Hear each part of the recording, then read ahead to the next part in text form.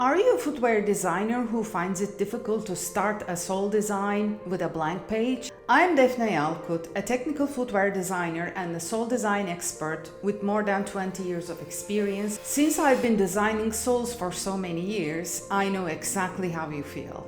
So today I'm going to show you my tricks and my step-by-step approach to start designing on a white page so that you will not have this fear anymore. What we do now is, last comes first, we should have the outline of a last. Why are we starting with the lateral? Because the lateral side of the profile, how we call it, is the part that we see on the shoe that is laminated to the upper, and I think it's the most important part is the side of the outsole. I always start with the lateral, so I'm gonna teach you what I do. And I put the last under my paper, and what I do is I go and trace it very, very lightly so that I have it. Without the last, we cannot design a sole. So I have to have also the upper part of it so that I can see how it's gonna look like when the sole is finished together with the last. And then I go and trace the dark big line that is under the last.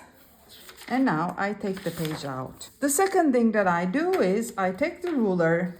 I should have it very parallel to the paper, and just slide it up and decide where to place the ground line. Placing the ground line is giving me the distance and the thickness of material that I will have under the shoe.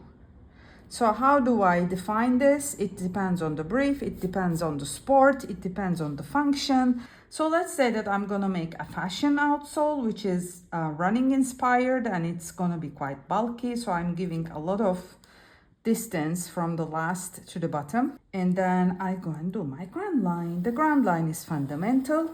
We never raise it, so maybe it's better we make it also with ink so that it always stays there. It's the guideline, and it's giving us the to check also how the sole is really like touching the ground and if it is stable. So it's very important. So what I do is now I go and make a little bit of rocker bottom. So I start with the bottom, and while going towards the toe, I go and make it a little bit thinner, so it has this distance, which is called the toe spring.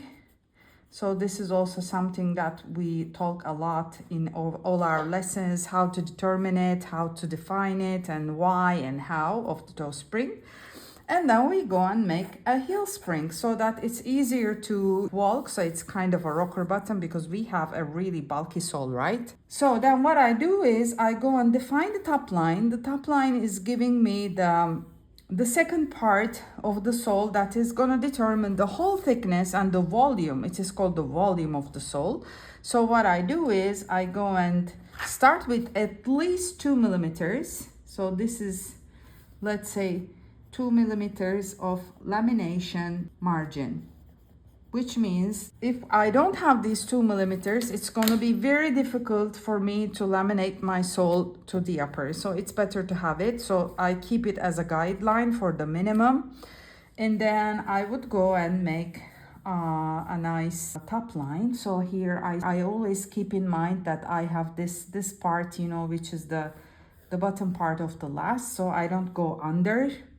I don't, expose it, so I have to close it really well. So what I do is I make a very flowy shape of a sneaker that goes here. It's going really like low, but here it's too low, so I have to finish it, being very careful about the glue margin. And then I'm gonna do something here, maybe a little bit sharp, so I'm starting with a very easy flow of shapes. And then here I have an EVA midsole. So it starts from 3 millimeters of thickness, which is the minimum for it to be produced.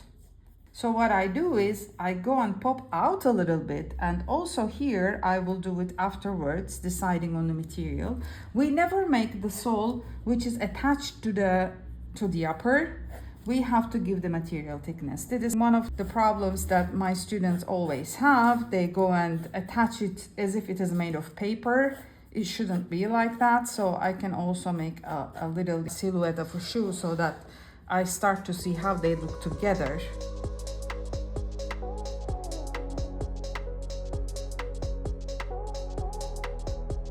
So what I do is I go and define my outer shape. So this is like the silhouette.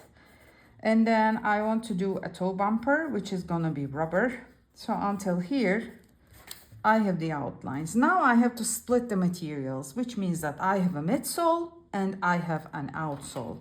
I can also take this part out so it doesn't confuse me. I can do this part a little bit cleaner. And then what I do is I go and define the outsole part that I want to do with rubber. So I want to continue with this shape and then go down, and here we have to have 1.5 mm of rubber base to be produced, then plus lugs or other material, whatever we want to add on the rubber base, because 1.5 millimeters, it's really low, so it's gonna wear off really easily. I would do 2.5 if I want to do something really flat without anything. 1.5 is really low, but you can still make soles so low, why not? So I go and look at it and I say, okay, I'm like 5, it's fine, I still have the margins, and I want to go and do something like this. And also here we have the 3 mm here, and we should have at least 1.5 mm popping out and making the outsole here. So I just colored it a little bit so that you can see. And now I have, maybe I can add something like this here where I can write a name, a brand, or whatever. I'm just doing something really clean, so you can play with the top line as you want. I also have the French curves that I use a lot. They make me sketch a little bit more in precision, mostly when I do the second sketch, the clean sketch. Maybe I can use it also here, something like this, just to make the lines better. If I want to make a second line, like, it's very easy to offset, and you can be a little bit more precise. And now I want to do some grooves, which are making a little bit of flexion in my sole. And then when I go towards the toe, I don't have all this distance, I don't have a lot of material, so also the grooves will be less deep. So this is the part that is gonna be rubber. So let me make a little bit of coloring. So this is really like the first approach, the first layout and the volume of the sole, and then we start from here, we recopy it, and then we start to fill inside the design. So this is how we overcome the fear of white page. Just starting with the very general lines without worrying about what we are gonna introduce afterwards.